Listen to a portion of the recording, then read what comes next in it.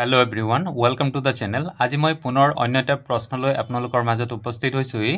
প্ৰশ্নটো আমাৰ সিলেবাছৰ GS paper 1 আৰু GS পেপাৰ 5ৰ লিটাৰেচাৰ দিশৰ পৰা খুবেই ইম্পৰ্টেণ্ট আৰু ই লগতে প্ৰিলিমছৰ ফালৰ পৰা খুব ইম্পৰ্টেণ্ট এটা টপিক হয়। গতিকে আহক প্ৰশ্নটো চাওঁ।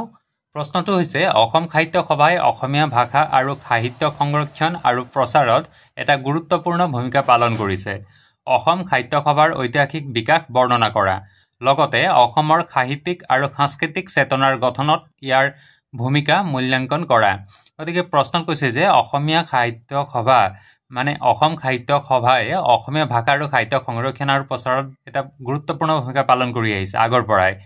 এই সাহিত্য সভাৰ এটা ঐতিহাসিক বিকাশ আছে, এটা সময়ছোৱা আছে নহয় জানো, সেই তাৰ ঐতিহাসিক বিকাশৰ বৰ্ণনা কৰিবলৈ কৈছে আৰু লগতে এই সাহিত্যিক আৰু সাংস্কৃতিক চেতনাৰ গঠনত এই সাহিত্যিক সভাৰ অসম সাহিত্য সভাৰ কেনেধৰণৰ ভূমিকা আছে সেই বিষয়ে মূল্যাংকন কৰিবলৈ কৈছে। গতিকে এইখিনি আমি কি পইণ্ট বা কি ৱৰ্ডছ বুলি ভাবিব লাগিব আৰু তাৰ ওপৰত ভিত্তি কৰি আমি উত্তৰ উপস্থাপন কৰিব লাগিব।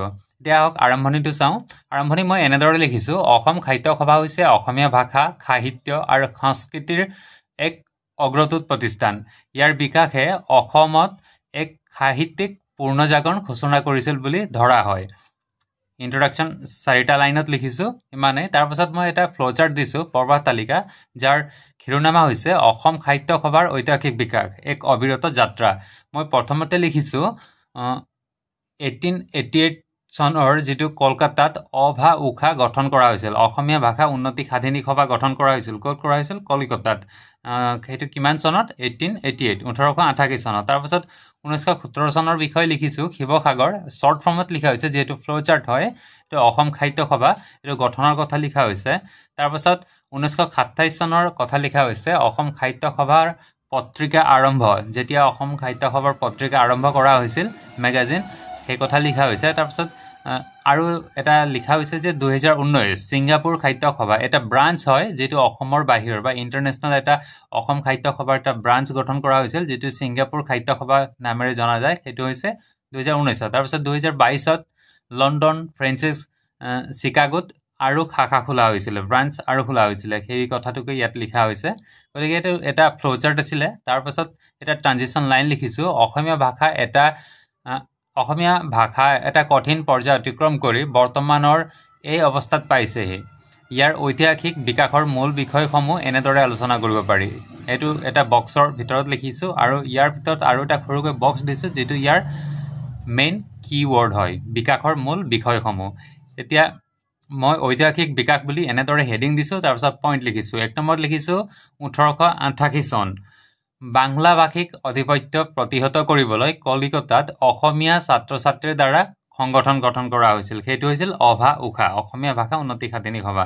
উদাহৰণস্বৰূপে মই ইয়াত লিখি দিছোঁ, এই প্ৰেচিডেঞ্চি কলেজত, তেতিয়াৰ প্ৰেচিডেঞ্চি কলেজ কলিকতাৰ প্ৰেচিডেঞ্চি কলেজত সাহিত্য আলোচনা হৈছিল আৰু অসমীয়া ভাষা উন্নতি সাধিনী সভাৰ প্ৰতিষ্ঠা কৰা হৈছিল।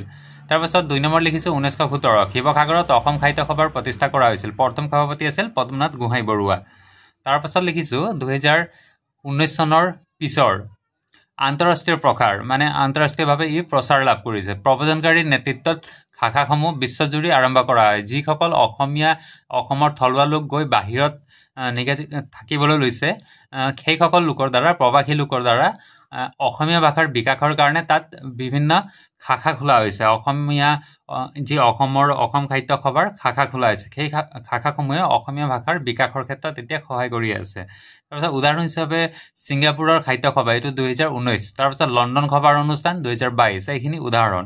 তাৰপাছত মই লিখিছোঁ এটা এই সাংগঠনিক যাত্ৰাৰ উপৰিও অসম সাহিত্য সভাই বহু দশক ধৰি অসমীয়াৰ সাহিত্যক আৰু সাংস্কৃতিক সজাগতা গঢ়ি তুলিছে। এইটো এটা ট্ৰানজিশ্যন লাইন হয়, এইটো মই বক্সৰ ভিতৰত লিখিছোঁ আৰু ইয়াৰ কি পইণ্ট সাহিত্যিক আৰু সাংস্কৃতিক সজাগতা, এইটো ইয়াৰ কি ৱৰ্ডছ হয়। গতিকে এইখিনিও মই ইয়াত লিখি থৈছোঁ।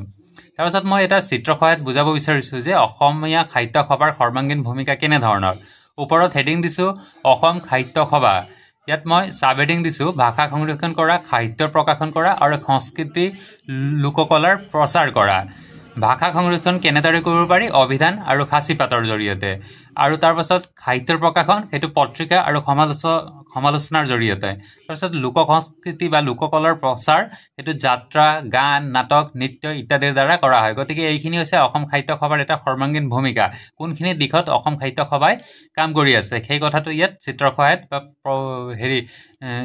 ফ্লো চাৰ্টৰ সহায়ত বুজাব বিচৰা হৈছে তাৰপাছত যদি চাওঁ অসম সাহিত্য সভাৰ মূল ভূমিকা কি আছিলে সেইখিনি হৈছে এক নম্বৰত ভাষা সাহিত্যক সংৰক্ষণ কৰা অভিধান ব্যাকৰণ পুৰণি সাহিত্যৰ পূৰ্ণ প্ৰকাশ এইখিনি হৈছে অসমীয়া সাহিত্যৰ সংৰক্ষণ এনেদৰে কৰা হৈছিল উদাহৰণ মই উদা লিখিছিলোঁ কিন্তু এইটো উদাহৰণ বুলি লিখিব লাগে হেমকোষৰ প্ৰকাশ কৰা পুনৰ প্ৰকাশ কৰা হৈছে 2021ত খাচী পাতৰ ডিজিটাইজ প্ৰকল্প কৰা হৈছে ইত্যাদি হৈছে ভাষা সাহিত্য সংৰক্ষণ তাৰপাছত হৈছে লেখকৰ বাবে মঞ্চ অসম সাহিত্য সভাই লেখকৰ বাবে মঞ্চও প্ৰদান কৰি আহিছে দূৰৱৰ্তী জনজাতিৰ উদীয়মান লেখকসকলক আৰ্থিক সাহায্য তেওঁলোকক আৰ্থিকভাৱে সাহায্যও প্ৰদান কৰি আহিছে উদাহৰণস্বৰূপে কাৰ্বি খৰচিং 13 চনৰ প্ৰথমখন গ্ৰন্থ প্ৰচাৰিত ডিমাচা ভাষাৰ প্ৰকাশসমূহৰ সমৰ্থন এইখিনি কেৱল উদাহৰণ ইয়াৰ উপৰিও বিভিন্ন জাতি জনগোষ্ঠীকো অসম সাহিত্য সভাই ফাইনেন্সিয়েলি হেল্প কৰি আহিছে সমৰ্থন আগবঢ়াই আহিছে সেইখিনি আপোনালোকে লিখিব পাৰে 3 নম্বৰত লিখিছোঁ সাংস্কৃতিক সংহতি লোকশিল্প প্ৰদৰ্শনৰ বাবে বাৰ্ষিক অধিৱেশনৰ আয়োজন এইটো অসম সাহিত্য সভাই প্ৰত্যেক বছৰে কৰি আহিছে নহয় জানো উদাহৰণস্বৰূপে 2023 চনৰ গুৱাহাটী অধিৱেশনত তিৱা আৰু ৰাভা নৃত্য দলে অংশগ্ৰহণ কৰে তাৰপিছত প্ৰকাশন আৰু তৰ্ক অসম সাহিত্য সভা পত্ৰিকাই আধুনিক সাহিত্যিক কণ্ঠক আগবঢ়াই নিলে যিসকল আধুনিক সাহিত্যিক আছিল তেওঁলোকক আগবঢ়াই আনিবলৈ মানে মেইন ষ্ট্ৰীমলৈ তেওঁলোকক ওলাই অহাত সুবিধা কৰাৰ কাৰণে অসম সাহিত্য সভাই এটা মঞ্চ হিচাপে কাম কৰিছে প্ৰকাশন আৰু তৰ্কৰ দিশটোক আগুৱাই লৈ গৈছে ইয়াৰ উদাহৰণ হিচাপে হোমেন বৰগোহাঁই মামণি ৰয়ছম গোস্বামী দৰে সাহিত্যকৰ প্ৰকাশিত ৰচনা তাৰপিছত যুৱ সম্প্ৰেষণ গ্ৰাম্য অঞ্চলত মোবাইল সাহিত্য যাত্ৰা উদাহৰণস্বৰূপে 2022ত মাজুলীত সাহিত্য যাত্ৰা কাৰ্যসূচী লগতে কোভিডৰ সময়ত অনলাইন কবিতা পাঠ উদাহৰণ ছিংগাপুৰ আৰু ডিব্ৰুগড় সংযোগ অৰ্থাৎ ছিংগাপুৰৰ যি ব্ৰাঞ্চ আছিলে আৰু ডিব্ৰুগড় দুইটাৰ মাজতে অনলাইন এটা ইণ্টিগ্ৰেটেড সাহিত্য চৰ্চা কৰা হৈছিল তাৰপাছত হৈছে চিহ্ন আৰু আদৰ্শ প্ৰতীক জ্ঞানৰ প্ৰতি প্ৰদীপ খাচীপাত যিটো প্ৰতীক আছে অসম সাহিত্য সভাৰ সেই কথাটো কোৱা হৈছে তাৰপাছত মূলবাণী অসম সাহিত্য সভাৰ মূলবাণী হৈছে চিৰচেনেহী মোৰ ভাষা জননী এইটো আমি জানোৱেই তাৰপাছত ই ভাষিক গৌৰৱক শক্তিশালী কৰে কোনে অসম মানে মূলবাণীটোৱে এই যে চিৰচেনেহী মোৰ ভাষা জননী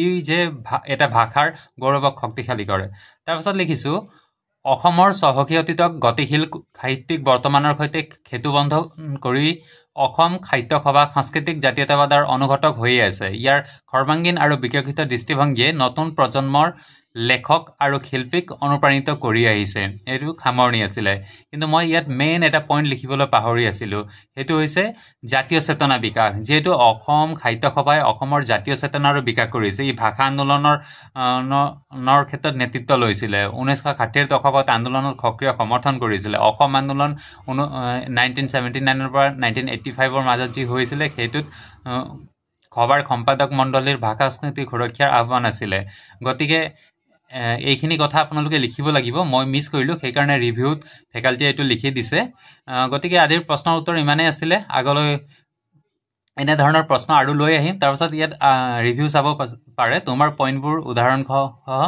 ভাল হৈছে গতিকে এনেদৰে এনচাৰ কৰিব লাগিব যিমান পাৰি এনচাৰটো প্ৰেজেণ্টেশ্যন ভাল কৰিব লাগিব উপস্থাপন ভালদৰে কৰিব লাগিব পাৰিলে উদাহৰণ দিব লাগিব চাৰ্টৰ সহায়ত লিখিব পাৰিলে আৰু ভাল গতিকে মই এনেদৰে চেষ্টা কৰি আছোঁ মোৰ কিবা ইম্প্ৰুভমেণ্ট কৰিবলগীয়া আছে যদি আপোনালোকে জনাব আৰু যদি কিবা ইনপুটৰ প্ৰয়োজন হয় আপোনালোকে জনাব মই নিশ্চয় মোৰ ইম্প্ৰুভমেণ্টৰ চেষ্টা কৰিম আপোনালোকে নিজৰ আইডিয়াখিনি শ্বেয়াৰ কৰিব মই নিজৰখিনি কৰি আছোঁ গতিকে আজিলৈ সিমানতে ৰাখিলোঁ আকৌ এনেদৰে ভিডিঅ' লৈ আহিম ধন্যবাদ